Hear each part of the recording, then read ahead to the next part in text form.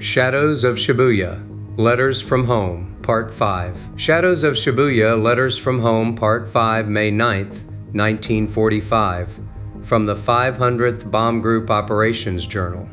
On this day, 2 planes of the 500th Bomb Group, Z-4, Black Magic, Crew Unknown, 881st Squadron, and Z-32, Fever from the South, Hamped Crew, 88nd, escorted 16 P-47 fighters to truck for a bombing and strafing mission.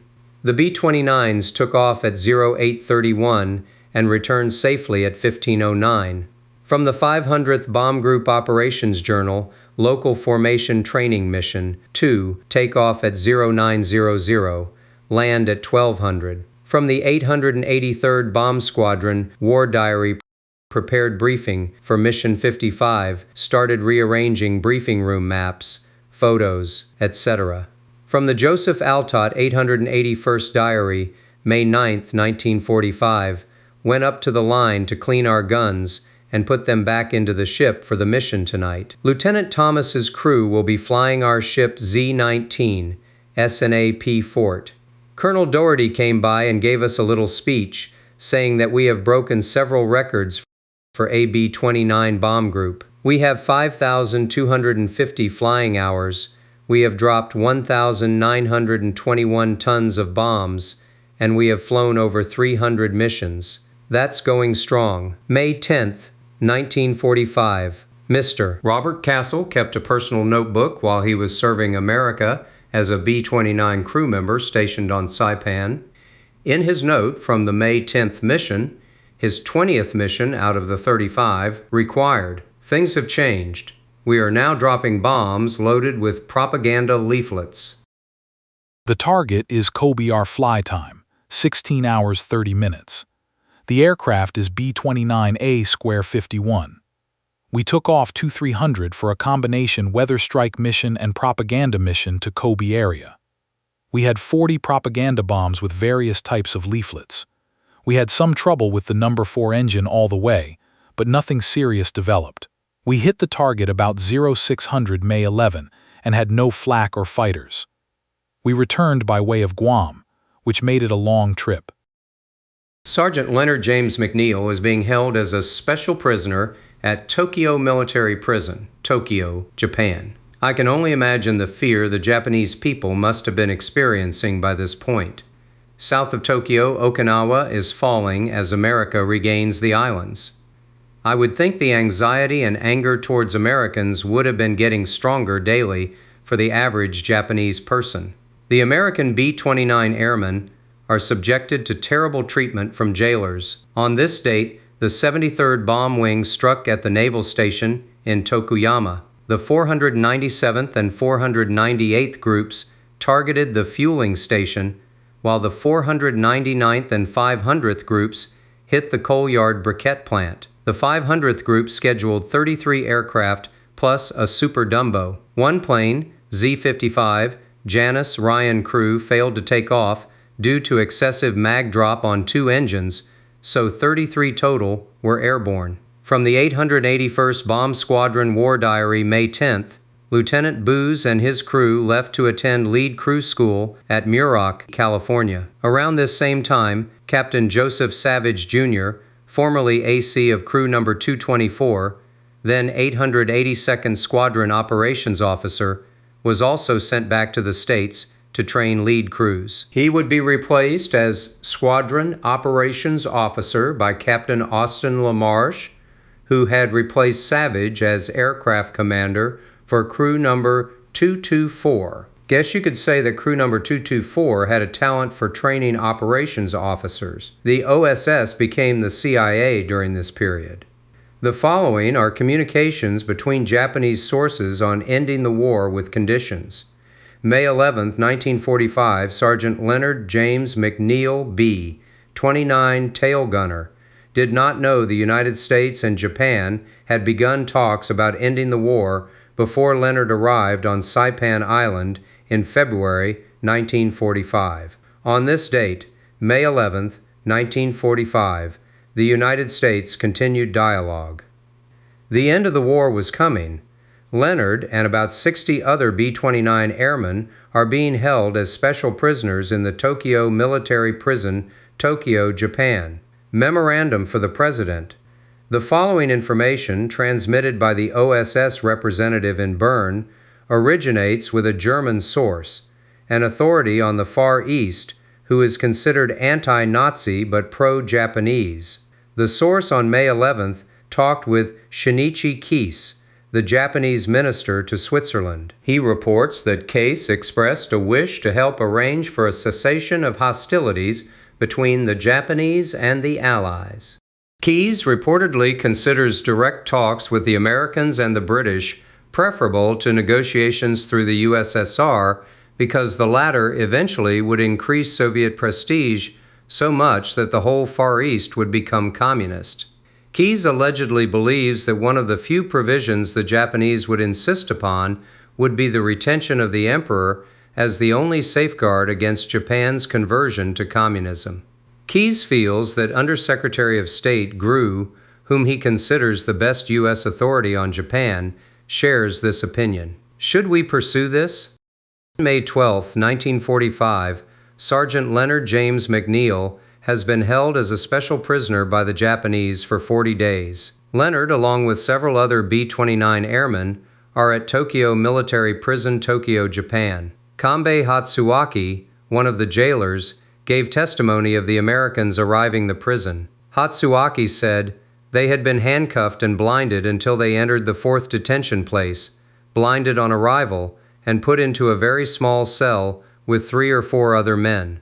The Americans arriving the prison, they had been handcuffed and blinded until they entered the 4th detention place. From the 500th Bomb Group Operations Journal. The film 2 Down and 1 to Go, meaning Italy and Germany defeated and Japan yet to go, shown to entire squadron at Group Theater.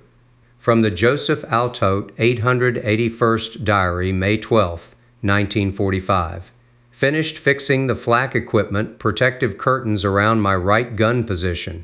Rested today and went to a live Claude Thornhill show with Jackie Cooper on the drums and Dennis Day. It was a terrific show. Later we saw a show about the defeat of Germany and Italy. Now there is only Japan left. They also showed us the point system for demobilization. The point system was introduced late in the war to allow the most deserving men to be discharged. A set number of points was awarded for time in service, time overseas, time in combat, wounds, medals, and other factors. I believe you had to accumulate 85 points to qualify. For most B-29 air crewmen, the quickest way home was still to put in your 30 or 35 missions. For the ground crew, you might as well reconcile yourself to being out there for the duration.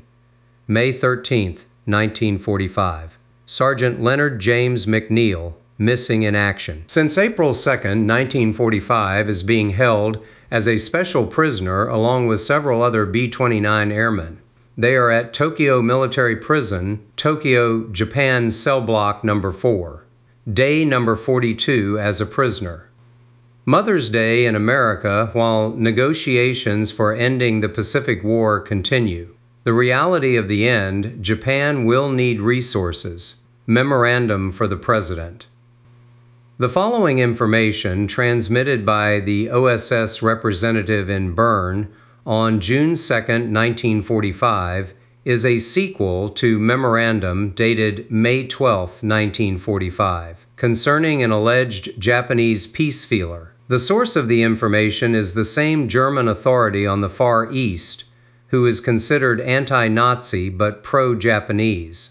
Source is in touch with Fujimura, who is understood to be one of the principal Japanese naval representatives in Europe and a former assistant naval attaché in Berlin. Fujimura is reported to be in direct and secret contact by cable with the Japanese Minister of Marine, Navy, and is believed to enjoy the confidence of the Japanese government. Fujimura indicated to source that the Navy circles who now control the Japanese government would be willing to surrender, but wish, if possible, to save some face from the present wreckage. These Navy circles, he declares, particularly stress the necessity of preserving the emperor in order to avoid communism and chaos. Fujimura emphasizes that Japan cannot supply itself with basically essential foodstuffs and is dependent upon Korea for sugar and rice. He also insists that Japan needs to retain some of its merchant marine for necessary food imports. May 14, 1945. Second Lieutenant Theodore Reynolds, in B-29 44-69966, is about 200 miles south of the Tokyo military prison, over the urban area of Nagoya, Japan. The city is being blanketed with incendiary bombs.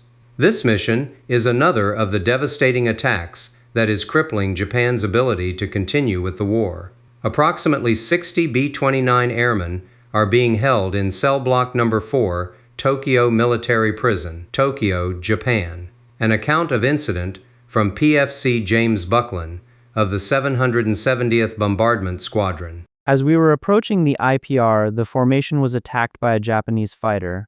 This fighter made a sliding pass at us and was finally driven off by the concentrated firepower of our formation. At this time, smoke was seen coming from number 3 on the aircraft. A few minutes later, this engine burst into flames and cut out of formation, salvoing the bombs into the inland lake at the Inchel Point. Upon orders, we cut a formation and attempted to buddy number 966 to the nearest submarine, hoping for rescue there. The fire on number 3 engine got worse, and as the aircraft approached the coastline of Nagoya Bay, the flames were 50 to 75 feet long. At this time, one parachute opened, presumably that of tail gunner. About 1/3 way across the bay, more chutes opened until I counted a total of 7. About half the way across the bay, the pilot and co-pilot attempted to make a left bank and the right wing exploded. The ship fell out of control and exploded in Azeno Bay. Second Lieutenant Theodore Reynolds will be captured and sent to Tokyo Military Prison. The other crew members of number 966 will be detained at Abakihara Army Field, Nagoya. July 12, 1945, these men will be executed. On this date, the 21st Bomber Command sent every available bomber on an unusual daylight fire raid on the urban area of Nagoya. With the 58th Wing now fully in place on Tinian, this was the biggest force put up yet, with 524 planes taking off and 472 of them reaching and bombing the target. The skies over Japan were getting crowded. The 500th Bomb Group scheduled no less than 45 aircraft, plus a Super Dumbo comms and rescue plane for this mission, and all were airborne, a new record. Over the past several months, as with all groups of the 73rd Bomb Wing, the number of assigned planes had gradually been increased from the original 30 to 48 or 50. May 15, 1945, Commanding Brigadier General Emmett O'Donnell, USA, sent a sympathy letter to Melba. It was with deep regret that I learned your husband was reported missing while engaged in a combat mission against targets in Tokyo, Japan. Signed, Commanding General Emmett O'Donnell. Sergeant Leonard James McNeill is at Tokyo Military Prison. This day will begin his 7th week as a B-29 special prisoner. Mission report, enemy opposition, from the 881st Bomb Squadron War Diary, Lieutenant Adam J. Blasco. Blasco is the man that wrote the word missing on many of the letters sent back to Melba. Blasco was assigned as 500th Group Unit Personnel Officer from the 883rd Bomb Squadron War Diary. Worked on combat data reports, submitted to A2 on Mission 57, the previous day's Mission 2. Nagoya, party at Surfside for enlisted men in the evening. From the Joseph Altott 881st Diary, May 15, 1945. I went to the line and cleaned the guns. We got 3 free beers from the squadron fund. There is going to be a big blitz starting tomorrow night. There will be maximum raids. The northern section of Nagoya was almost completely demolished. Only the docks in the southern section remain. May 16th, 1945. Sergeant Leonard James McNeill, along with about 60 other B-29 airmen, are being held as special prisoners at the Tokyo military prison, Tokyo, Japan. Since his time of capture 44 days earlier, Japan has suffered a tremendous amount of destruction from the B-29 campaign. Incendiary bombs have burned out much of the target areas and massive amounts of residential section. On the night of May 16th to 17th, the 21st Bomber Command sent all 4 of its wings on another incendiary raid to burn out what was left of Nagoya. The 500th Bomb Group scheduled 45 planes for this mission, but one, Z-11, Lucky 11, was scratched due to a broken piston ring on number 2 engine, so 44 were airborne. May 17, 1945. Overnight, more than 450 B-29s bombed Nagoya City with incendiary bombs. You can see the extent of the damage in the reports provided. Sergeant Leonard James McNeill is being held as a special prisoner at Tokyo Military Prison, Tokyo, Japan. Leonard is being held in cell block number 4. He is with about 60 other B-29 airmen. The men are crowded in cells with 3 or 4 others. From the 881st Bomb Squadron, War Diary. Harlan C. Jackson and his crew left for recreational DS in Hawaii. From the 883rd Bomb Squadron, War Diary. All crews returned from Mission 58. Excellent results. Lieutenant Thompson briefed Captain Feathers on Weather Strike Mission Charlie. From the Joseph Altott Diary. May 17, 1945. We landed back from the Nagoya mission at 4:15. We played a few games of ping pong and went to go see a stage show. Hit SAC at 2,000 hours. May 18, 1945. Up to this date, May 18th, the Japanese authorities have not released any official statement concerning B-29 personnel they have captured. No information about any B-29 crews. All of them accused American war criminals. Chaplain Captain George Hickey sent a letter to Melba. The letter gives Melba some outline as to what has happened with her husband, Sergeant Leonard James McNeill. The chaplain would have no way of knowing that Leonard and about 60 other B-29 airmen are in cell block number 4 at the Tokyo military prison, Tokyo, Japan. The men are considered special prisoners, this name because of the job they did. Burn jobs. Incendiary bombing of urban areas. From Headquarters 500th Bombardment Group Office of the Chaplain, San Francisco, California. Chaplain writes, Dear Mrs. McNeill, by this date you have undoubtedly received a more detailed account of what occurred insofar as we know on the last flight of your husband, Leonard James McNeill, Sergeant, 34796-533. I would like to add my personal note of sympathy to you and your family, and to add what I have been able to learn of their last mission.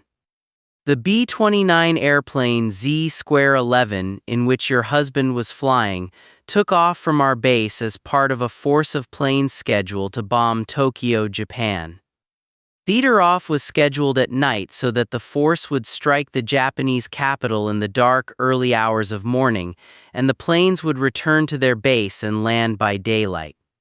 Such night missions are flown individually by each plane, which is timed to bomb at a specific altitude and a specific time. In this mission, the actual bombardment is made in concentrated force in the quickest possible time, thus increasing greatly the devastating effect of the bombardment. However, the great disadvantage is that the individual plane is not in formation, and since radio silence is maintained, except for emergencies, they are not in contact with the other planes of the force. They fly alone to the target, bomb as briefed, and head home on the prescribed course. On April 2nd, 1945, the raid on Tokyo, Z-11 took off as scheduled. When our planes began to return to the base many hours later, we missed Z-11. We were not unduly concerned because since the capture of Iwo Jima, many of our planes, low on gas or somewhat damaged, land there. This happened to Z-11 on a previous mission, so we waited for a message stating that Z-11 had landed Iwo Jima. None came. As the other planes landed, we finally realized that Z-11 had encountered serious difficulty. In talking to all the other crews, we could learn nothing except that some had observed what might have been a B-29 shot down over the target. Beyond that, we have no definite information. It is one of the cruel circumstances of an operation against the Japanese Empire that many of our planes are missing with little or no definite details of what has happened. We harbor hope that many of our missing personnel have managed to survive the crash of their planes, or perhaps have parachuted to safety. In such cases, they are undoubtedly prisoners of war. Up to this date, the Japanese authorities have not released any official statement concerning B-29 personnel they have captured. Until they release such information or we release the prisoners, we simply must wait, hope, and pray. I realize how deeply disappointing this must be to you.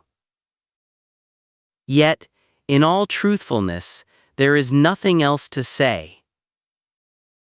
I do hope that you will appreciate the difficulties of the situation and understand that we have tried to tell you just what happened. Your husband was a member of one of our replacement crews who had been with us only a short time. Still, in that short time, they had demonstrated a high degree of technical skill and devotion to duty which won for them the respect and admiration of all who flew with them. Your husband and all the members of the crew knew this and took justifiable pride in their efficiency. They had excellent team spirit and were proud of each other. So I feel sure that none of them would have exchanged places with anyone else in the squadron. It is my custom to stand at the side of the runway to say a prayer and bless each ship as it taxis into the takeoff position. The men universally appreciate this gesture of faith in divine providence. They well realize the dangers they face and I believe are prepared for any eventuality. Rest assured that we all join with you in the hope and prayer that God in His mercy may restore your husband to you. Sincerely yours, Captain George Hickey, Chaplain, United States Army Air Force. The 500th bomb grouped day by day. The Pearson crew of the 881st Squadron flew 475 K today, taking off at 0605 in Z-15.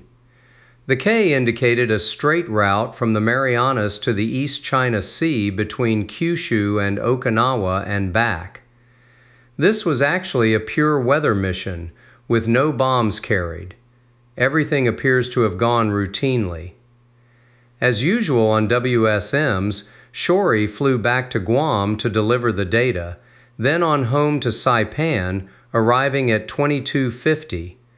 Sergeant Harry Hal Foster was the weather observer on this mission, May 19, 1945.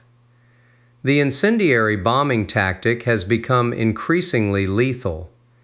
At this point, the B-29 force has increased by more than 200% since the time Leonard arrived Saipan in February 1945. On the mission flown this date, the B-29s would have an escort of 100 P-51s.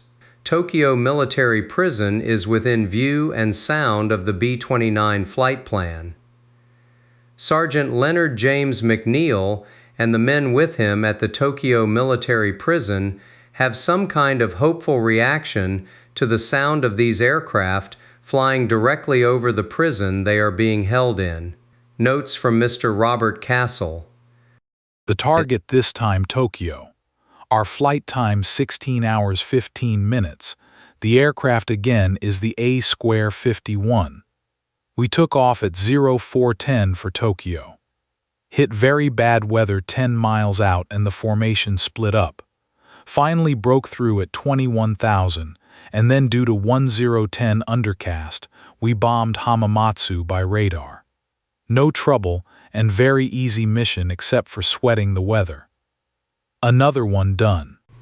This information was provided by Jeff Castle. This would be Robert's 21st mission. On this date, the 21st Bomber Command sent over 300 B-29s to bomb the Tachikawa Arsenal west of Tokyo, or at least the 500th Bomb Group. The Tachikawa Arsenal was designated the primary visual target, while the city of Hamamatsu was designated the primary radar target. The 500th scheduled 22 planes and one spare, plus a Super Dumbo for this mission, and all 24 were airborne. May 20th, 1945. Memorandum for the President. The Japanese, he asserted, are convinced that within a few weeks all of their wood and paper houses will be destroyed. The destruction of the Meiji Jinja Shrine, Okinawa, Inoue added, had strengthened Japanese will to resist. 60 B-29 airmen are being held as special prisoners at Tokyo Military Prison, Tokyo, Japan. Sergeant Leonard James McNeill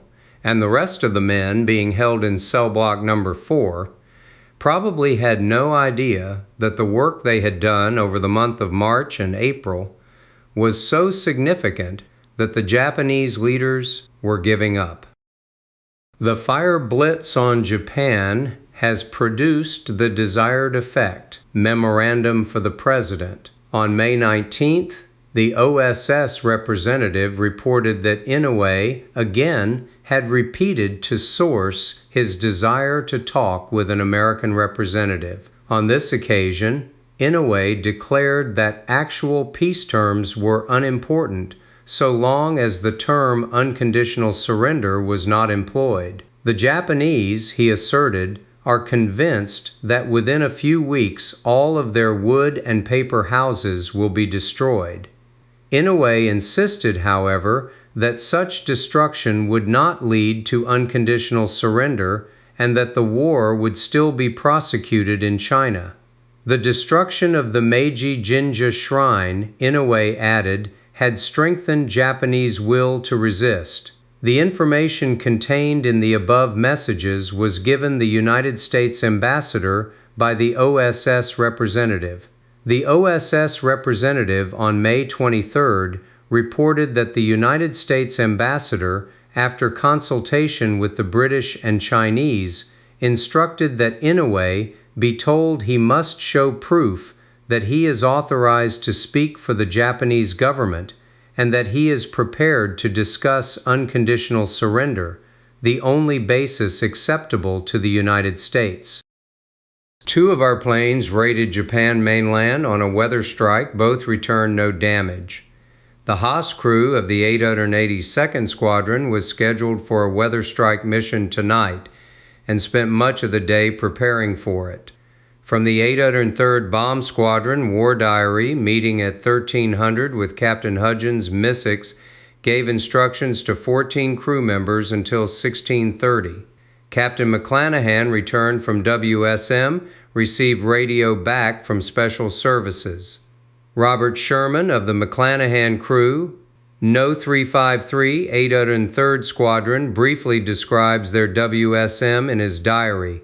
They flew Z-48, taking off at 2245 May 19th and returning to Saipan at 1355 May 20th. Weather mission over homeland, Okinawa to Honshu, bombed Sachi Naval Base, took pictures of Fukuyama, landed at Guam. The WSM planes usually stopped at Guam to deliver their weather data before returning to their home base May 21, 1945.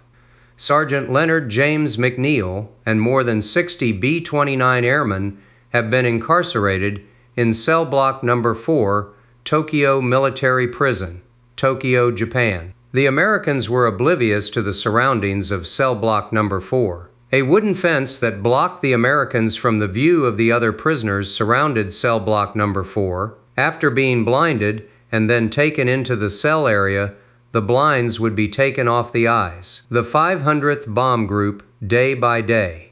The Haas crew of the 882nd Squadron took off last night at 2305 on WSM 483G to the Nagoya area. They flew Z-38 an F-13 Photo Recon B-29 variant. Everything went okay. They reached Japan, were overland for almost 2 hours, passed Nagoya at 0630, flew back to Guam to deliver their weather data, then came home to Saipan. CFC gunner Willie Green got to sit up front in the bombardier's seat for both takeoff and landing. Quite a different view than from his usual ring seat position. From the 500th Bomb Group Journal, 27 plane training mission, bombing Rota. From the 883rd Bomb Squadron War Diary. Practice mission flown. Takeoff approximately at 1300. Carpenter shop started work on counter. May 14th, 45 promotions for officers. From the Joseph Altott Diary. Had a class today on JM handy down at the Wing HQ from 0830 to 0930 hours.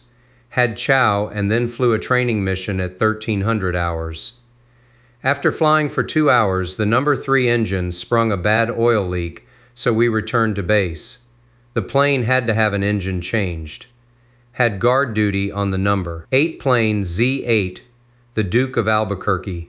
May 22, 1945. Sergeant Leonard James McNeill has been a special prisoner for 7 weeks and 1 day.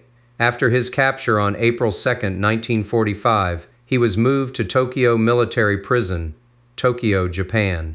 The men are in cell block number 4. This confinement area has 17 cells with 3 to 4 B-29 airmen in each cell. Writing identified as Leonard's was found in a box of artifacts. The Dance of Death. William Herman. The writer of these pages is not foolish enough to suppose that he can escape strong and bitter condemnation for his utterances. On this score, he is not disposed to be greatly troubled, and for these reasons. Firstly, he feels that he is performing a duty. Secondly, he is certain that his sentiments will be endorsed by hundreds upon whose opinion he sets great value. Thirdly, he relieves his mind of a burden that has oppressed it for many years. And fourthly, as is evident upon the face of these pages, he is no professed litterateur who can be starved by adverse criticism. Nevertheless, he would be apostate to his self-appointed mission if he invited censure by unseemly defiance of those who must read and pass judgment upon his work. While therefore he does not desire to invoke the leniency of the professional critic or the casual reader, he does desire to justify the position he has taken as far as may be consistent with good taste. It will doubtless be asserted by many that the writer is a bigoted parson whose puritanical and illiberal ideas concerning matters of which he has no personal experience belong to an age that is happily past. On the contrary, he is a man of world who has mixed much in society, both in the old world and the new, and who knows whereof he affirms that he is, for some reason, unable to partake of the amusement he condemns, and is therefore jealous of those more fortunate than himself. Wrong again. He has drunk deeply of the cup he warns others to avoid, and has better opportunities than the generality of men to continue the draught if he found it to his taste. That he publishes from motives of private malice. Private malice, no. Malice of a certain kind, yes. Malice against those who should know better than to abuse the rights of hospitality by making a bawdy house of their host's dwelling. But the principal objection will doubtless refer to the plain language used. My excuse, if indeed excuse be needed for saying just what I mean, is that it is impossible to clothe in delicate terms the intolerable nastiness which I expose, and at the same time to press the truth home to those who are most in need of it. I might as well talk to the winds as veil my ideas in sweet phrases. when two addressing people who it seems cannot describe the presence of corruption until it is held in all its putridity under their very nostrils. Finally, concerning the prudence and advisability of such a publication, I have only to say that I have consulted many leading divines and principals of educational institutions, all of whom agree that the subject must be dealt with plainly, and assure me that its importance demands more than ordinary treatment, that it is a foeman worthy of the sharpest steel. For, say they, to repeat the tame generalities uttered from the pulpit, or the quiet tone of disapprobation adopted by the press, would be to accord to the advocates of this evil a power which they do not possess, and to proclaim a weakness of its opponents which the facts will not justify. I have therefore spoken plainly and to the purpose, that those who run or waltz may read. But there remains yet something to be said, which is more necessary to my own peace of mind, and to that of many of my readers, than all that has gone before. So important is it indeed, that what I am about to say should be distinctly understood by all those whose criticism I value, and whose feelings I respect, that I almost hesitate to consign it to that limbo of egotism, the preface. Be it known then that although in the following pages I have, without compunction, attacked the folly and vice of those who practice such, yet I would rather my right hand should wither than that the pen it wields should inflict a single wound upon one innocent person. I am willing to believe, nay, I know, that there are many men and women who can do dance without an impure thought or action, for theirs is not the dance of death. They can take a reasonable pleasure in one another's society without wishing to be locked in one another's embrace. They can rest content with such graces as true refinement teaches them are modest, without leaping the bounds of decorum to indulge in what a false and fatal refinement styles the poetry of motion. In short, too, them the waltz, in its newest phases at least, is a stranger. I would not, like Lycurgus and Mohammed, cut down all the vines and forbid the drinking of wine, because it makes some men drunk. Dancers of this class, therefore, I implore not to regard the ensuing chapters as referring to themselves. The cap does not fit their heads. Let them not attempt to wear it. The same remarks will apply to some of those heads of families who permit and encourage dancing at their homes. Many among them doubtless exercise a surveillance too strict to admit of anything improper taking place within their doors. These stand in no need of either advice or warning from me, but more of them, I am grieved to say, are merely blameless because they are ignorant of what really does take place. The social maelstrom whirls nightly in their drawing rooms.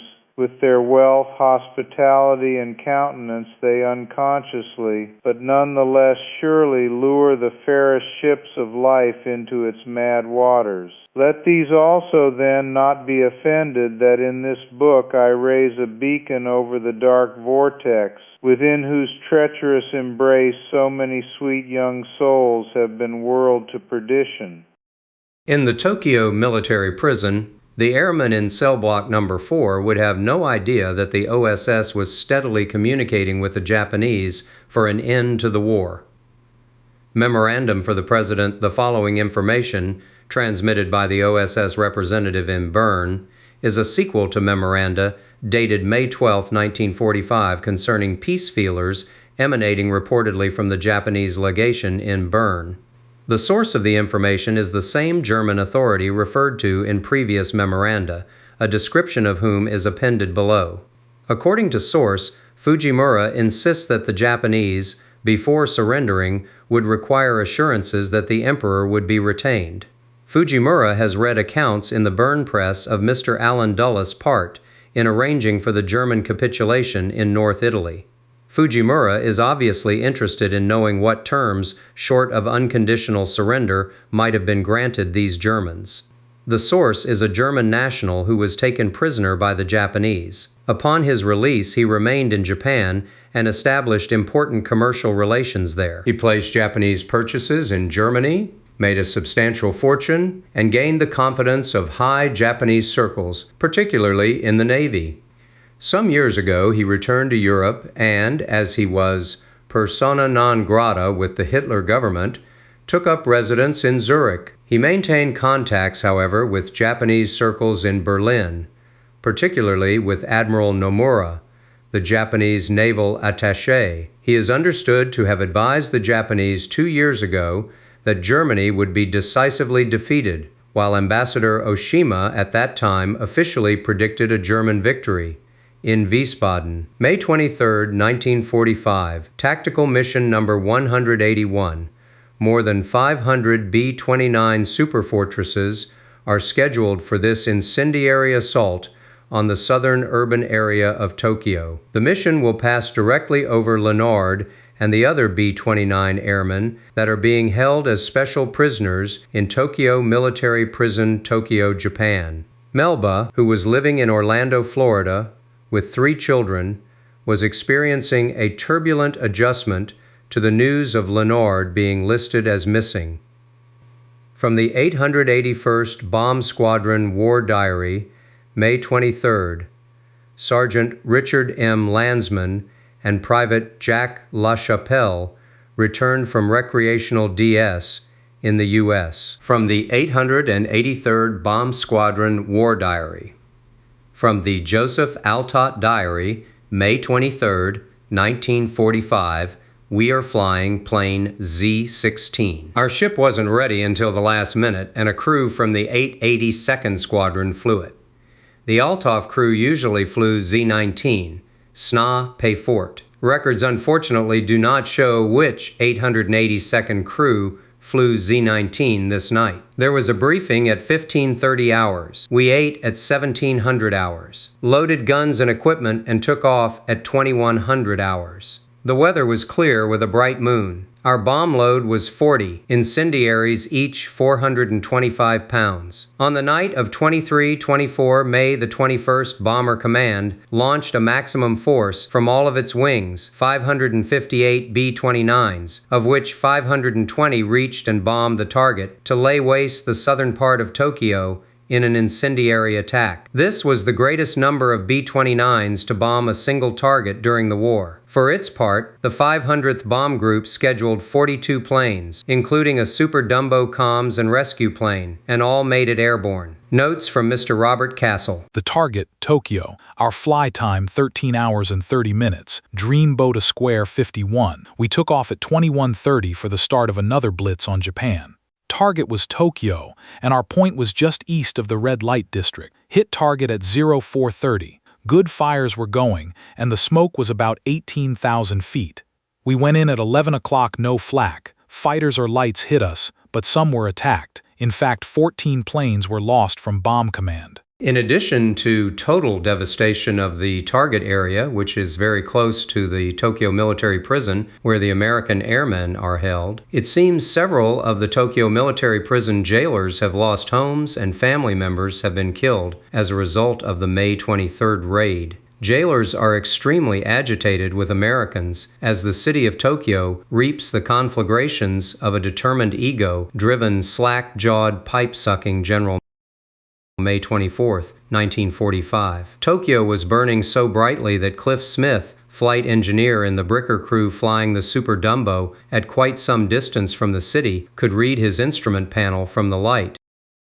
Joseph Altot Altoff Crew, 881st Diary. Sergeant Leonard James McNeill, along with at least 61 other B-29 airmen at Tokyo Military Prison, are locked in cell block number 4 as the bombs fall just a few miles south of their location. Melba kept records in a scrapbook. She kept the memories of her and Leonard and the life they started together. In a letter from Melba, she writes the words from the song Love Light in the Starlight. Why is the sky an ocean of blue? There's love light in the starlight with you. Why is your kiss a thrill that is new? There's love light in the starlight with you. How many moons have passed with never a dream to guide me? Now at last I have my dream beside me. I fell in love, what else could I do? There's love light in the starlight with you.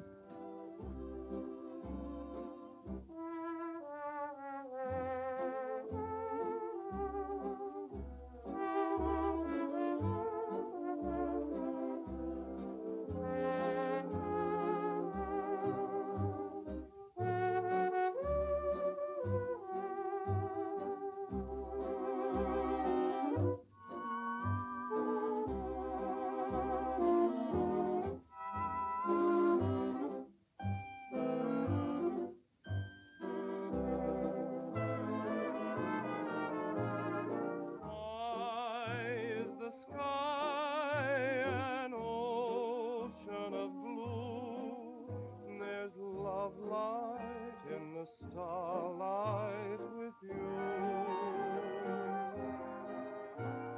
Why is your kiss a thrill that is new? There's love light in the starlight with you.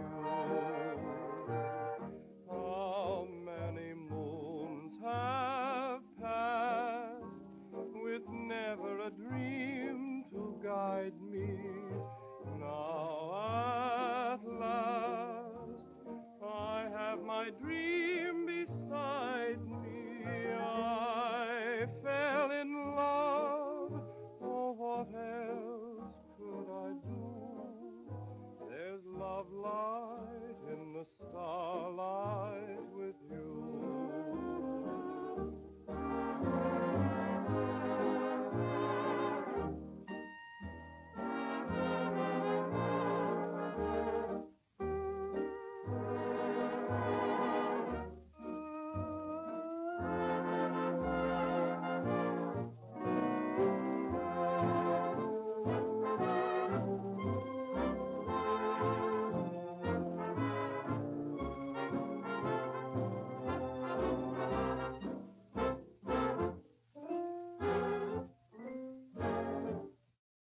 May 25, 1945, Tokyo, Japan. 520 B-29s bombed the targets with incendiaries. Many crews reported seeing B-29s go down over the target. A total of 17 were lost this night. But in the darkness and confusion, no one could identify a specific B-29.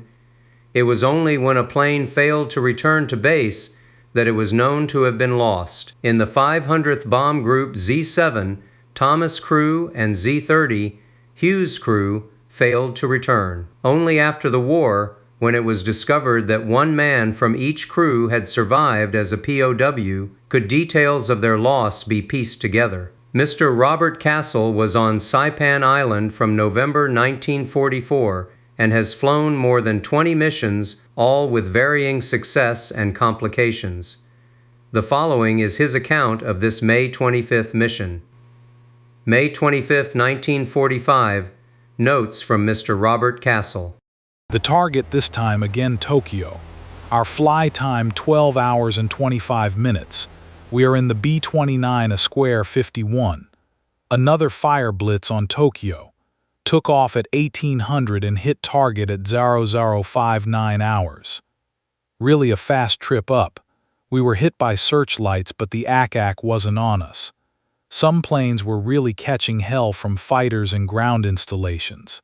The target was really burning, and I believe the Palace caught hell this time. We are really working the city over now. Within a 48-hour period, more than 1,000 B-29s dropped, more than 7,000 tons of incendiary bombs has destroyed more than 50 square miles of Tokyo urban area. More than 50% of the city is now in ruins. The Tokyo military prison is understaffed on the night of May 25th and 26th, primarily due to the massive destruction that has taken place over the past months. The Tokyo prison jailers have lost their homes, and many of the Japanese families have witnessed what appears to be the end of their world.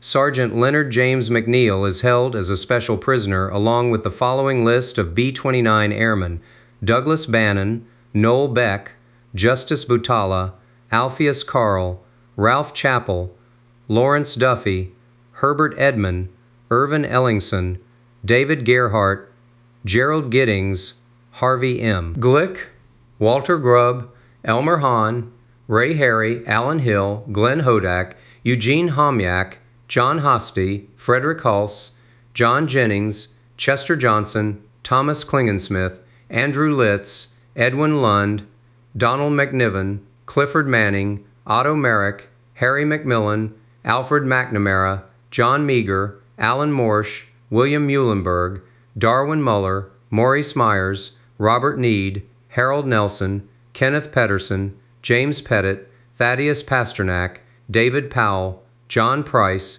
Calvin Raymond, Eugene Redinger, James Reinhardt Jr., Theodore Reynolds, Raymond Richmond, Donald Schubert, Jean Schwartz, Anthony Scalaro, Robert Sedan, Gilbert Stockinger, Edward Sullivan, William Sutherland, Doyne Turner, Donald Vandiver, Jim Verhines, Bertram Ware, James Warren, John Welsh Jr., Henry Young, Laverne Zaylor. All of these men will have a life-changing experience during the early morning hours on May 26, 1945. On the night of 25-26 May, Bomber Command sent nearly 500 bombers to burn out what was left of Tokyo. This would be the last major raid on the capital city. The 500th Bomb Group contributed 40 planes to this mission. Takeoff was at about 1800. Planes flew individually to the target, as was standard on night missions. The Haas crew of the 882nd went on this mission but without their AC, Otto Haas, who was sick. Frank Sharp was also under the weather. Co-pilot Don Weber was first told that Squadron Operations Officer Major Austin Shorty LaMarche would fill in for Haas, but at the 1500 briefing he learned that that had been changed and that Group CO Colonel Blackjack Doherty himself would act as aircraft commander. Squadron Bombardier Captain Charles Chili McClintock would fill in for Sharp as bombardier.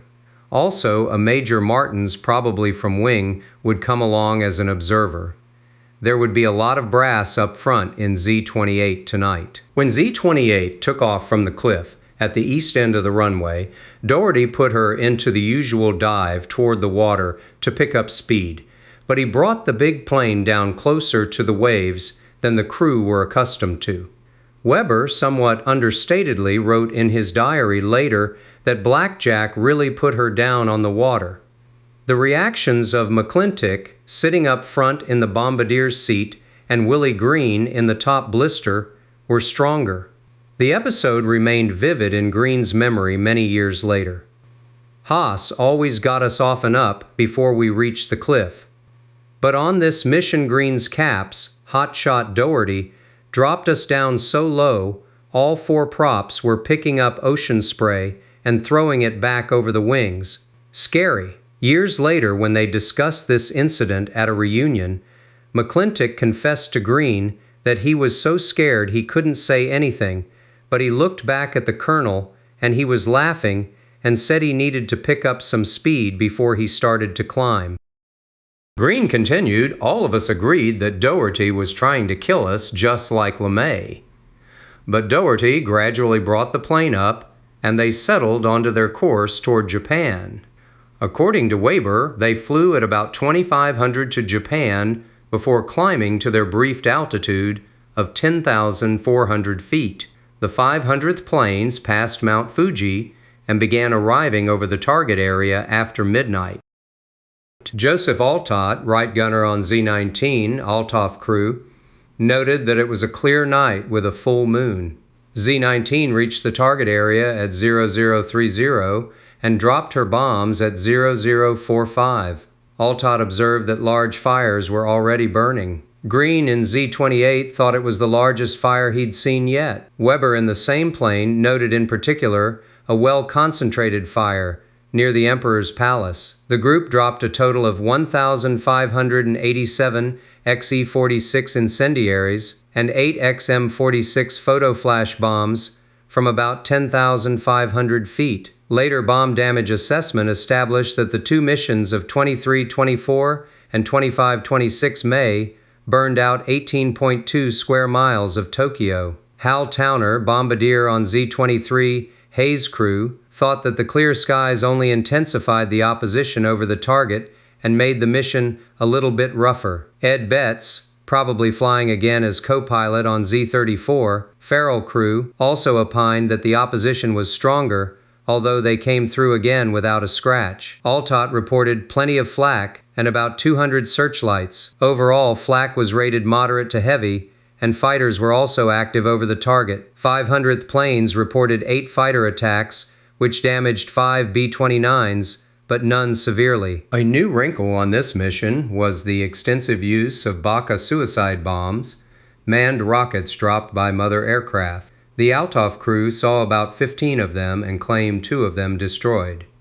This caused quite a stir back on Saipan later, as this was the first instance of Bacchus being shot down by B-29 gunners. S-2 enthusiastically interrogated Altott and his fellow gunners. However, it appears they weren't the only crew that claimed a Baka.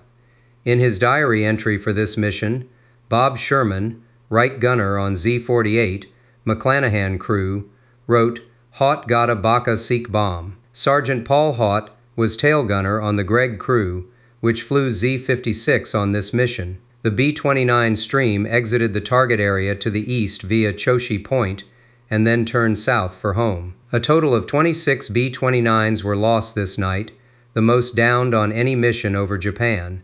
One of these was from the 500th. It is still a mystery exactly what happened to Z-13 Lumen crew. She was not lost over the target, but apparently went down at sea later. Captain Lou Capel of the 881st submitted the following statement upon return to Saipan. "I heard Z-13 answering, 'Happy 38's.'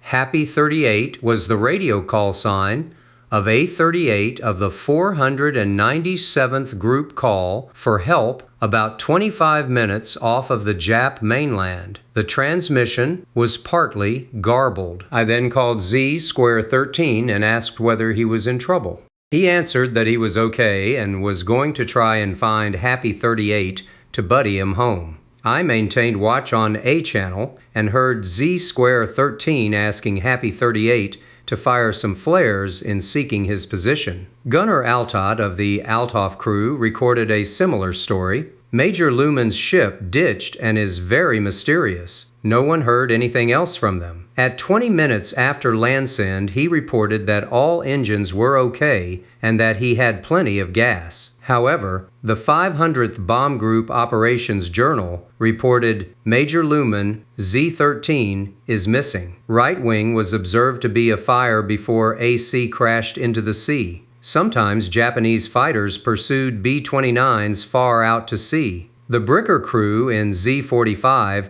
the Super Dumbo, reported firing on a Jap observation plane over one of our submarines. Could fighters have been out there too and found Z-13? Whatever the case, there were no survivors to tell the tale. At the Tokyo military prison, the first bombs will fall at about 11 p.m.